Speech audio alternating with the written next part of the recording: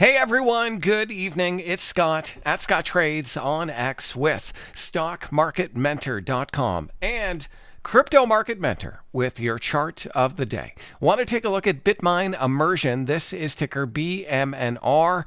Now, Bitmine Immersion is an Ethereum treasury company. And despite the fact that the general stock market has been notably weak, we've actually seen a decent amount of strength in Bitcoin and Ethereum. And you can see how Ethereum, via the ETHA ETF, is consolidating and pinching right between the 8-day exponential period moving average, the orange line, and the blue line, that's the 21-day EMA.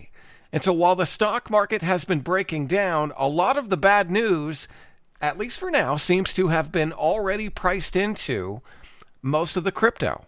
And so I certainly want to watch Bitmine Immersion here. If we do get a rebound in the stock market and crypto follows, I think Bitmine Immersion could be buyable with a move through and a close above 2190. Now, I have an alert here on Bitmine Immersion just under 2190, and I think that could be actionable for a trade if it's able to get above and stay above that level.